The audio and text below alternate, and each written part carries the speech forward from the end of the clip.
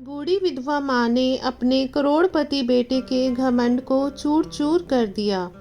एक 80 साल की वृद्ध माँ, जिसका नाम कावेरी देवी था, जिसके पति को स्वर्ग सिधारे बहुत समय हो गया था, उसने बचपन में खुद भूखे रहकर बेटे संतोष को खाना खिलाया, रात दिन सिलाई का काम करके बेटों को अच्छे स्कूल में पढ़ाया, उसका पालन पोषण किया। आज वही बेटा संतोष बड़ा हो चुका था। संतोष कमाने के लिए शहर चला गया था। कुछ समय बाद संतोष को एक अच्छी नौकरी भी मिल गई। इसी दौरान उसके शहर में कई दोस्त भी बन गए। उनमें से एक दोस्त के घर पर उसका रहना पड़ता था। वह दोनों ऑफिस साथ साथ जाते। वक्त बीतता गया, काम चलता रहा। अब उसे नौकरी में तरक्की भी मिलती गई और तनख्वाह भी अच्छी खासी हो गई थी। वह शहर में काम करके बहुत ज़्यादा खुश था। आज संतोष का जन्मदिन है। लोगों ने ऑफिस में उसे जन्मदिन की बधाई दी। शाम को ऑफिस से छूटते ही अपने दोस्तों को साथ लेकर शहर के एक बड़े होटल में पार्टी की। पार्टी समाप्त होते ही सारे दोस्त अपने अपने घर चले गए। संतोष शहर में इतना घुल मिल गया था कि उसे अपनी बूढ़ी माँ का जरा भी ख्याल नहीं आया। गांव में उसकी बूढ़ी माँ उसकी तरक्की के लिए रोज़ मंदिर में पूजा किया करती थी। ईश्वर से अपने बेटों की लंबी उम्र की कामना भी करती थी। उसके घर वाले वहाँ उस पर आस लगाए हुए बैठे थे कि शहर से उनका बेटा आएगा तो सब मुश्किल हल हो जाएगी। लेकिन शहर जाकर अपनी बूढ़ी माँ को वह भूल ही गया था। उसके दोस्तों के साथ घूमना और पार्टी करना बहुत ज़्यादा अच्छा लगता था, लेकिन अपनी बूढ़ी माँ की कोई भी चिंता नहीं थी। संतोष ने पैसे से शहर में एक बहुत बड़ा घर खरीद लिया था, कार, बड़े बड़े मकान खरीदे, लेकिन एक बार भी शहर में अपनी बूढ़ी माँ को उसने नहीं बुलाया। वह शहर में बहुत ही आराम की जिंदगी जी रहा था। उसकी बूढ़ी माँ रोज उसे फ़ोन करती, लेकिन वो एक बार भी फ़ोन नहीं उठाता। अपनी माँ के बार बार फ़ोन करने की वजह से संतोष को बहुत गुस्सा आ रहा था। उसने फ़ोन उठाया। क्यों मुझे बार बार परेशान कर रही हो? आपको कोई काम नहीं है क्या? माँ ने शांत स्वर में कहा, बेटा तू एक बार मिलने के लिए हमारे पास आ जा, मुझे और कुछ नहीं चाहिए। संतोष बेटा, तू ही तो मेरी ज़िंदगी है। आखिरी तेरे सिवा मेरा है ही कौन इस पूरी दुनिया में। और वो बात करते करते रोने लगी। बस बेटा एक बार आजा अपने माँ के लिए। बेटे को बहुत घमंड था, क्योंकि संतोष करोड़ों रुपयों का मालिक बन चुका था। अब तो उसको माँ की हर बात बुरी लग रही थी, लेकिन फिर भी उसने शांत स्वर में कहा, ठीक है, मैं एक दिन आपको मिलने के लिए आ जाऊंगा। ठीक है। बेटे के शब्द सुनकर माँ दीवानों सी हो जाती है। आज बेटे के आने का दिन था। माँ बहुत खुश थी। माँ बेटे का इंतज़ार कर रही थी। जैसे ही बेटा घर के द्वार पर आता है, माँ बेटे को गले लगाती है, लेकिन बेटे पर माँ की ममता का कोई असर नहीं हुआ, क्योंकि उसको लाखों करोड़ों रुपयों का घमंड जो था। बेटे ने माँ को कहा, माँ तू हमेशा मुझे कहती है ना कि माँ का कर्ज इस दुनिया से कोई नहीं उतार सकता। आज मैं तेरे सारे कर्ज चुका दूंगा। बता कितना कर्ज है तेरा? तुझे क्या चाहिए? घर, गाड़ी, बड़े बड़े मकान, रुपए, सोना, चांदी, जेवर। बता ऐसा क्या दूं जिससे तेरा सारा कर्ज उतर जाए। और तू मुझे कभी ऐसा ना कहे कि माँ का कर्जा इस दुनिया में कोई नहीं उतार सकता। माँ ने बड़े आराम से कहा, बेटा ये घर, गाड़ी, बड़े बड़े मकान, सोना, चांदी से तो मेरा कर्ज नहीं उतरेगा।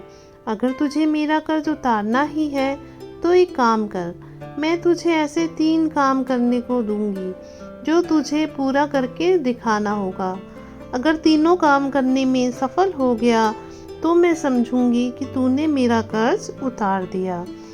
बेटे ने कहा, माँ 3 काम तो क्या 50 काम दे दो मुझे, मैं तुम्हारे हर काम को पूरा करके दिखाऊंगा।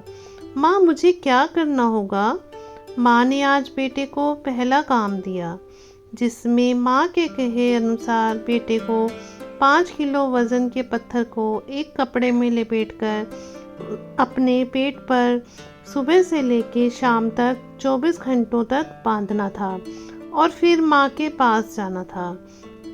माँ के कहे अनुसार बेटे ने एक पत्थर अपने पेट पर बांधा और वहाँ से चला गया। अब उसे पत्थर बांधे बांधे ही दिन भर का सारा काम करना था, लेकिन उसके लिए ऐसा करना मुश्किल हो रहा था। पत्थर के बोझ के कारण वह बहुत जल्दी थक गया। दिन जो जैसे जैसे गुजर गया, लेकिन शाम होते होते उसकी हालत बहुत ज़्यादा खराब हो गई। जब उससे रहा नहीं गया तो वो सीधा माँ के पास गया और बोला, माँ मैं इस पत्थर को बांधकर ज़्यादा समय के लिए नहीं रह सकता। बेटे की बात सुनकर माँ ने मुस्कुराते हुए कहा, तुम 24 घंटे भी पत्थर का भार नहीं संभाल सके और मैंने अपनी कोख में तुम्हें 9 महीने तक रखा और सभी काम करती रही। इसके बाद भी मुझे थोड़ी सी थकान महसूस नहीं हुई और तू माँ के कर्ज की तुलना तेरे कमाए हुए पैसों से कर रहा है। आज बेटा पहली परीक्षा में असफल रहा, लेकिन अब भी बेटे का घमंड नहीं उतरा और उसने माँ से पहली परीक्षा में कहा, भले ही मैं असफल रहा, लेकिन तू मुझे और काम तो दे, मैं तेरे सारे काम खत्म करके दिखाऊंगा। आज बेटे को माँ ने दूसरा काम दिया, जिसमें कल एक रात तू मेरे पास आ कमरे में सो जा। अगर एक रात मेरे पास सो जाएगा तो मैं समझूंगी कि तूने मेरा कर्ज उतार दिया। बेटे ने सोचा, एक रात की ही तो बात है, सो जाता हूँ माँ के पास। उस दिन बेटा माँ के कमरे में ही सो जाता है। जैसे ही बेटे को नींद आनी शुरू हुई, माँ ने बेटे को जगा दिया और कहा, बेटा प्यास लगी है, एक गिलास पानी पिला दे। बेटे ने कहा, ठीक है माँ, अभी लाता हूँ। माँ ने थोड़ा पानी पिया और बाकी पानी बेड पर फेंक दिया, बेड पर जहाँ बेटा सोया था। बेटे ने कहा, अरे माँ ये क्या किया, तुमने तो मेरी सारी जगह गीली कर दी, अब मैं कैसे सोऊंगा। माँ ने कहा, बेटा गलती हो गई, अभी सूख जाएगा, बस एक रात ही तो सोना है तुझे। बेटा जैसे तैसे बेटा उस गीले बेड पर सो गया। अभी आँख थोड़ी भारी ही हुई थी कि माँ ने फिर बेटे को जगा दिया और पानी पिला दे बेटा।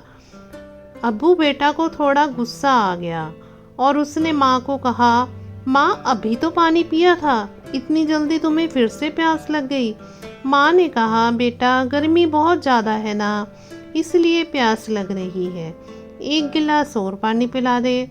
बेटे ने थोड़ा मुंह बनाया और पानी का गिलास लेकर आ गया और माँ ने थोड़ा पानी पिया और बाकी पानी फिर बेटे की जगह पर गिरा दिया। अब बेटे का गुस्सा 7वें आसमान पर पहुंच गया। बेटे ने माँ को बहुत ही ज़्यादा अपशब्द कहे। बेटे ने कहा, माँ तू पागल हो गई है, तूने मेरी जगह पर पानी गिरा दिया, बार बार मेरा बिस्तर क्यों खराब कर रही है। लेकिन माँ कुछ ना बोली। माँ ने शांत स्वर से कहा, बूढ़ी हो गई हूँ ना बेटा, गलती हो गई, कोई बात नहीं, एक रात की ही तो बात है, सो जा, अभी थोड़ी देर में सूख ही जाएगा। काफ़ी देर तक नींद नहीं आई, लेकिन 1 घंटे बाद फिर नींद से बेटे की आंख भारी होने लगी और तभी माँ ने बेटे को फिर से उठा दिया और कहा, बेटा पानी। माँ ने इतना कहा ही था कि बेटा झल्लाकर उठा और बोला, भाड़ में जाए तू और तेरा कर्जा, मैं जा रहा हूँ अपने कमरे में सोने। इतना सुनते ही माँ ने बेटे के गाल पर एक जोरदार तमाचा मारा और कहा, तू मेरा कर्जा उतारने चला था, एक बार मेरे कमरे में सो गया और मैंने सिर्फ 2 बार तेरा बिस्तर गीला कर दिया तो तू भाग रहा है यहाँ से। मैंने तो तेरा बिस्तर साफ पानी से गीला किया, लेकिन जब तू छोटा था तो मेरा बिस्तर अपने मल मूत्र से गीला कर दिया करता था और मैं गीले में सोती थी और तुझे सूखे बिस्तर पर लिटाती थी। मैं सारी रात तेरी गंदगी में सोती थी, फिर भी मेरा प्यार तेरे लिए कम नहीं हुआ। आज बेटा दूसरी परीक्षा में भी असफल रहा, लेकिन अभी भी बेटे का घमंड नहीं उतरा था। उसने माँ से कहा, भले ही मैं दोनों परीक्षाओं में असफल रहा, लेकिन तू मुझे और काम तो दे, मैं तुम्हारे सारे काम खत्म करके दिखाऊंगा। माँ तो माँ होती है। आज बेटे की तीसरी परीक्षा थी। माँ ने बेटे से कहा, मैं तुम्हें एक सवाल कई बार करूंगी, तुम्हें इसका जवाब देना होगा, लेकिन याद रखना एक बार भी गुस्सा नहीं करना है। बेटे ने कहा, ठीक है, नहीं करूँगा। अचानक उनकी खिड़की पर एक कबूतर बैठ गया।